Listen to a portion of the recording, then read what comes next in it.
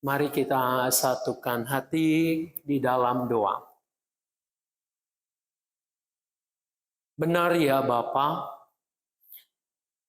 Alkitab adalah harta yang tak ternilai.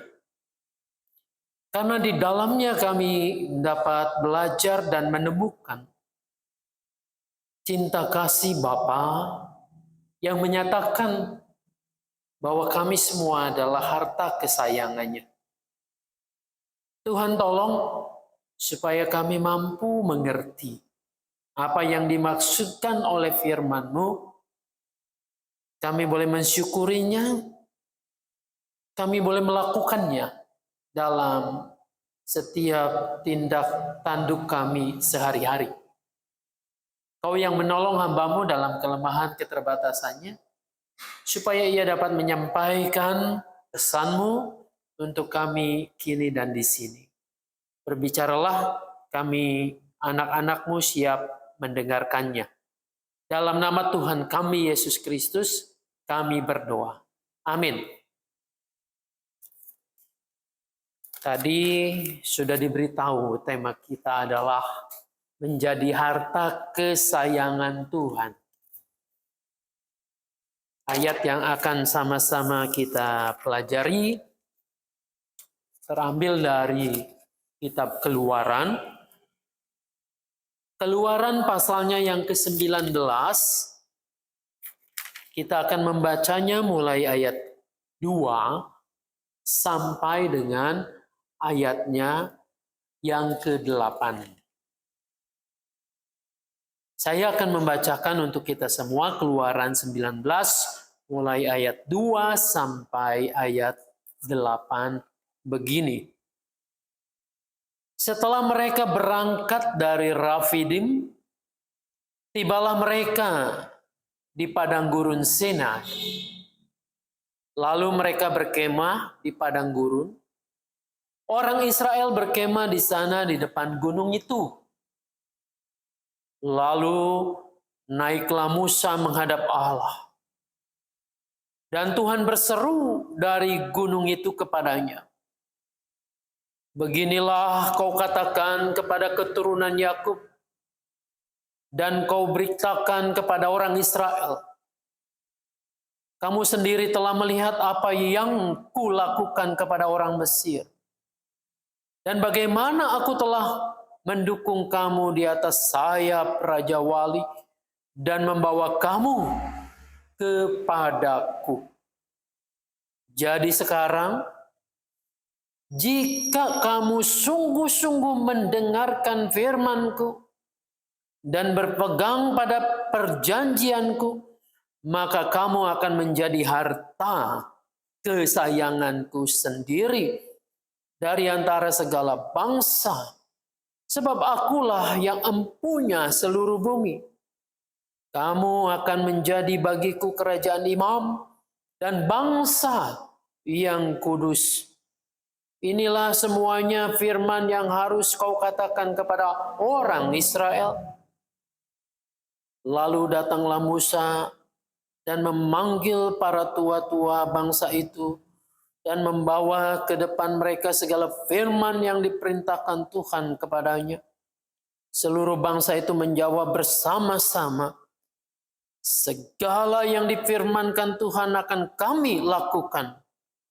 Lalu Musa pun menyampaikan jawab bangsa itu kepada Tuhan.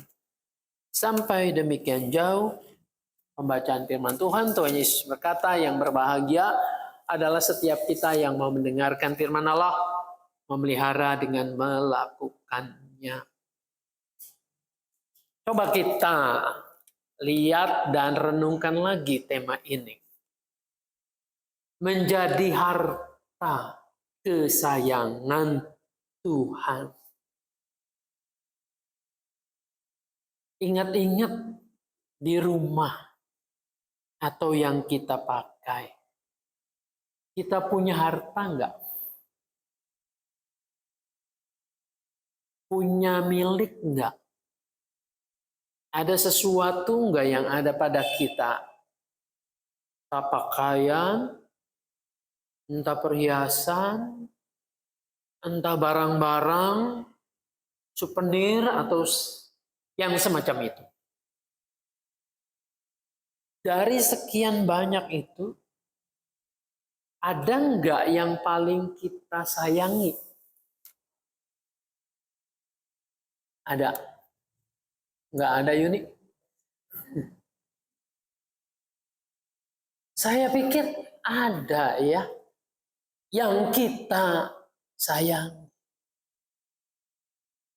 Setiap kali misalnya ya saya bersih-bersih kamar, beresin, lalu pilah-pilah gitu ya. Ada yang masih layak dipakai, ada yang masih bisa dipergunakan. Tapi ketika pilah-pilah itu ada saja barang-barang yang rasanya sayang kok dibuang. Kalau dibuang sayang. Kalau didiemin jadi numpuk banyak. Saya rasa ya itu bukan hanya perasaan saya, tapi umum. Setiap kita ada ikatan tertentu dengan apa yang kita punya. Apa yang kita miliki. Dari sederet baju di lemari kita ya, mungkin sih bajunya enggak mahal-mahal amat ya, kita beli. Mungkin juga sudah tampangnya agak belel gitu ya. Tapi ketika mau dibuang, sayang. Kira-kira alasannya apa sih? Masih bisa dipakai. Ada lagi nggak alasannya? Ada nilai kenangannya. Ada historinya. Oh iya, ini baju ini dulu yang ngasih adalah orang ini nih. Yang aku sayangi. Yang aku hormati. Biarlah dia udah lapuk, tetap menghuni lemari kita. Kita menyayangi benda, harta. Oleh karena tadi, ada nilai historisnya. Ada sejarahnya. Dan kita ingat kembali kalau ingat barang itu. Tadi Mama Cencen mengatakan masih bisa dipakai, dipergunakan. Sayang kalau dibuang. Ada lagi nggak alasannya? Ya mungkin saja ya. Alasan yang lain adalah waktu beli itu harganya mahal banget loh. Gitu. Masa barang mahal mau dibuang? Ini jadi kesayangan. Jadi kalau sesuatu benda itu menjadi kesayangan kita, maka kita akan mempertahankan, ya enggak? Kita akan mempertahankannya supaya ada tetap bersama-sama dengan kita. Supaya jangan hilang, supaya jangan diambil orang. Nah, itu tentang harta kesayangan. Masing-masing kita bisa merasakannya. Kalau Tuhan mengatakan kepada umat Israel, kamu akan menjadi harta kesayanganku. Itu artinya apa sih? Menjadi harta kesayangan Tuhan itu artinya apa? Ya, menjadi umat yang berharga. Menjadi umat yang Tuhan siap untuk melindunginya. Menjaganya sedemikian rupa. Ya.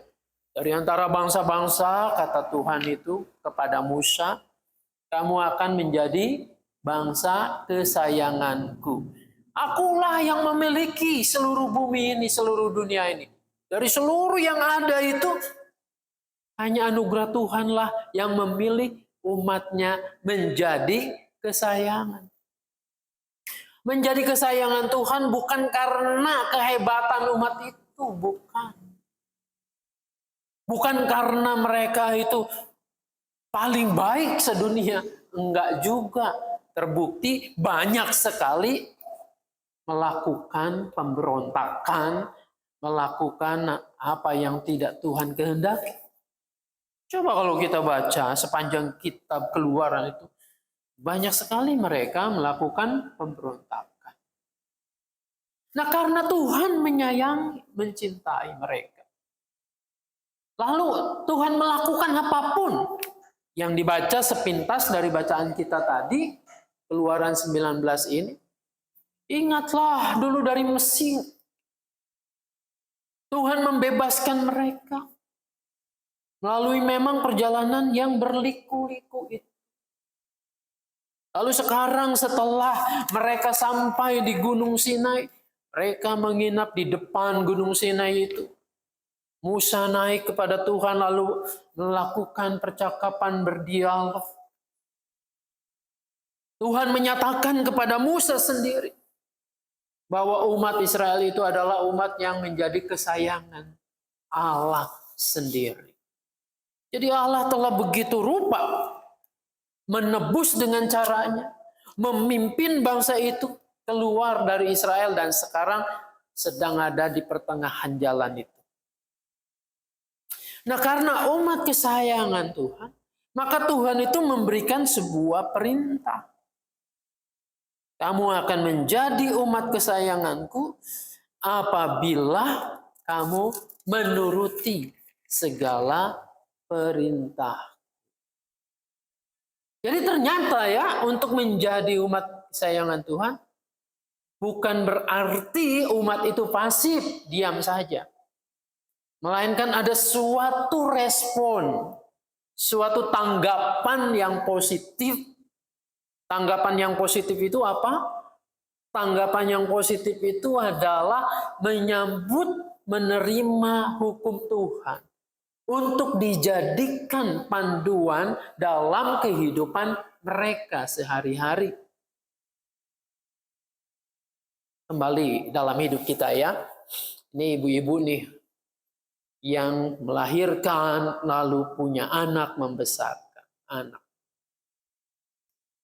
Kita semua pasti menyayangi kan anak-anak kita. Rasanya di GKI Mangga Besar itu saya tidak menjumpai ada ibu yang sadis. Anaknya selalu disakiti gitu ya. Lalu dijadikan sasaran emosi. Kayaknya semua sayang sama anak-anak kita ya. Iya nggak Cen? Mama sayang ya. Ya sangat sayang. Ibu Kyok juga sangat sayang dengan anak-anak. Tri juga. Anak 1 maupun anak 5, anak berapa semua pasti disayang. Nah, cara kita menjalin hubungan relasi dengan anak kita yang kita sayangi, kira-kira apa? Apakah permisif ya? Karena kita sayang kepada anak kita, apapun yang anak kita minta, kita kasih deh. Gitu. Apa geleng-geleng? Enggak begitu ya. Apa? Mayu Chen nggak ada duitnya. Tapi kan bukan itu ya. Bukan semata-mata karena kita nggak punya duit.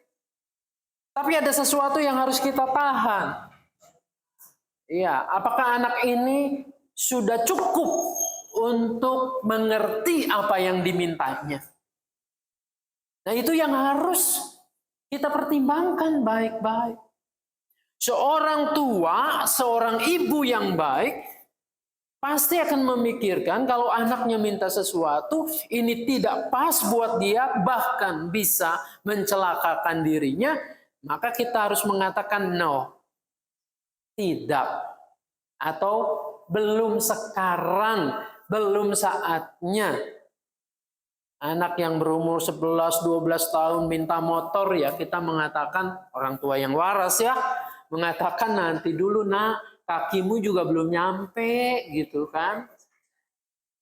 Tapi saya heran banyak orang tua yang sekarang terjadi itu, anak belum nyampe kakinya, udah dikasih motor, oh ini mah motor metik katanya tinggal gas doang sama rem. Iya bener, tinggal gas doang sama rem. Nah nanti kalau dia kebablasan, nabrak bagaimana? Mati. Kita katanya sayang mau membelikan, tapi ujung-ujungnya mati. Kita juga nggak mau begitu. Ya susah. Maka kita harus menegakkan aturan dan menegakkan disiplin itu dengan baik. Itulah wujud sayangnya yang benar. Kalau sayang yang nggak benar mah banyak lah gitu ya. Minta rokok dikasih. Ada nggak yang anaknya minta rokok dikasih? Oh, katanya teman-temannya gitu kan main narkoba. Mama minta duit buat narkoba. Rasanya orang tua yang waras kita katakan nggak boleh itu ya. Itu akan merusak masa depanmu. Nah, disinilah dimaksudkan kenapa Tuhan memberikan firman-Nya untuk dituruti. Ya karena Tuhan sayang pada umat-Nya. Tuhan sayang pada umat-Nya. Kalau tidak dikendalikan oleh firman Tuhan, maka bisa terjadi hidup mereka juga akan rusak. Nah, itu yang harus direspon, ditanggapi oleh manusia. Nah, sesuatu atau orang tua yang sayang kepada kita maka juga akan mendidik, mengajar anak-anaknya dengan baik, dengan disiplin. Mungkin juga disiplin yang keras. Kalau kita baca ya dalam Ibrani 12 bahwa kita ini juga adalah anak-anak Allah, anak-anak Tuhan. Bukan anak-anak gampang. Maka kita ditempa oleh Tuhan itu dengan pelbagai macam, kalau Ibrani 12 itu pencobaan di pelbagai macam kehidupan yang keras gitu. Kadang-kadang penderitaan dan lain sebagainya. Itu dimaksudkan supaya apa?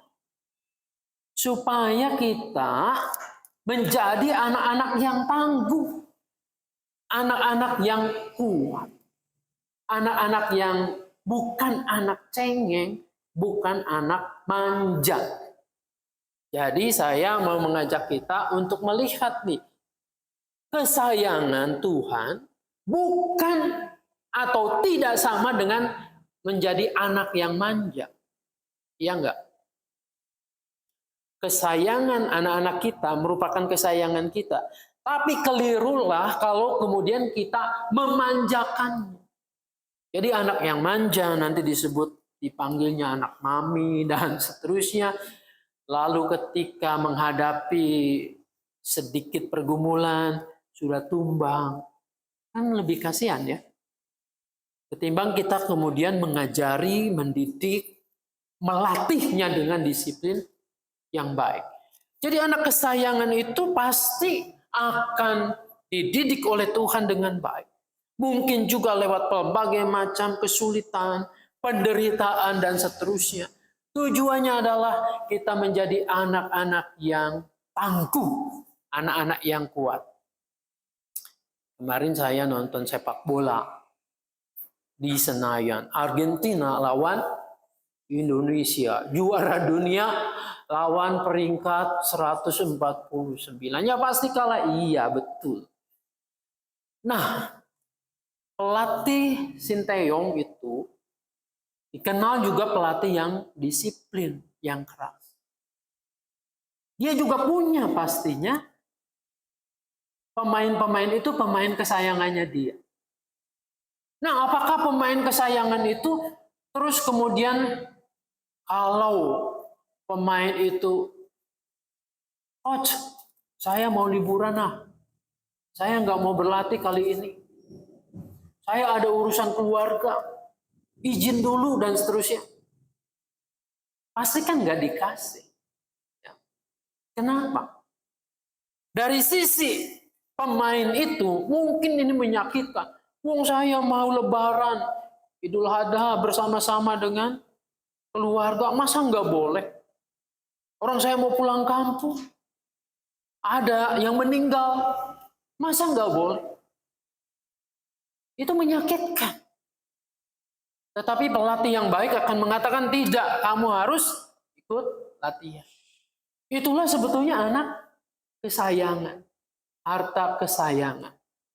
Digembleng, dididik supaya apa? Tujuannya anak ini jadi tangguh. Kalau sepak bola itu supaya jadi juara. Kalau anak Tuhan dididik mentalnya, ditempa dengan begitu rupa, dihajar dengan penderitaan, dengan kesulitan dan lain sebagainya, tujuannya apa? Ia bisa menyaksikan karya Tuhan dengan baik. Kata ayat yang kita baca, supaya menjadi kerajaan imam dan bangsa yang kudus. Artinya apa? Kerajaan imam dan bangsa yang kudus.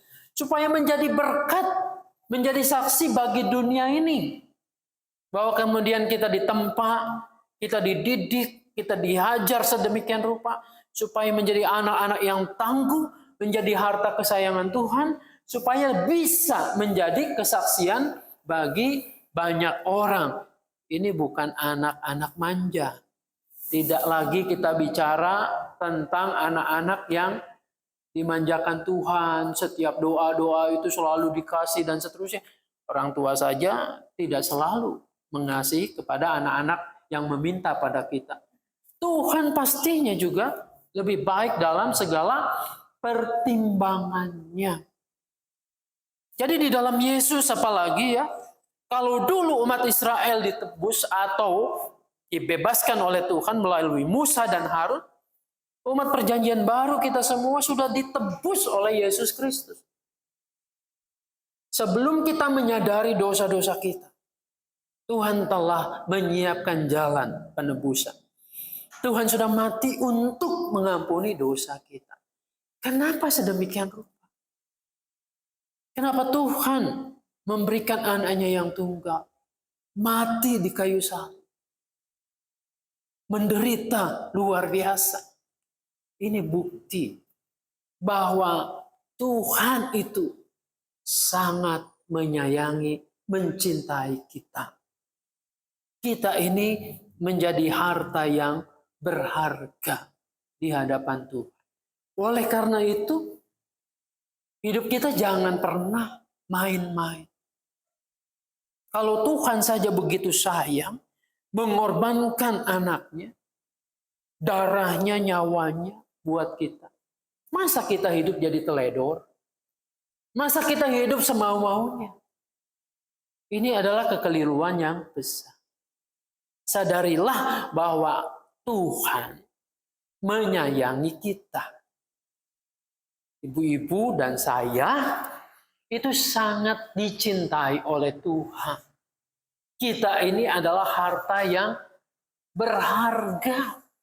Tuhan tidak membuangnya, tapi menebusnya, membawanya mendekat kepadanya. Untuk apa? Untuk menikmati cinta kasih. Untuk merasakan bahwa Tuhan itu baik. Lalu setelah kita didekap oleh Tuhan, merasakan cinta kasih Tuhan, apakah kita diam saja? Harusnya tidak, kan? Harusnya menjadi saksi agar orang-orang lain pun mengenal cinta Tuhan. Agar orang lain pun merasa atau mengalami tepatnya mereka itu juga menjadi harta kesayangan Tuhan. Kita diminta bukan menjadi orang-orang yang egois, bahwa keselamatan hanya buat diri sendiri. Jadi rasakanlah, kalau Tuhan sayang kepada kita, pertama-tama tidak semua yang kita minta itu langsung dituruti. Enggak. Tuhan punya rancangan yang terbaik buat kita.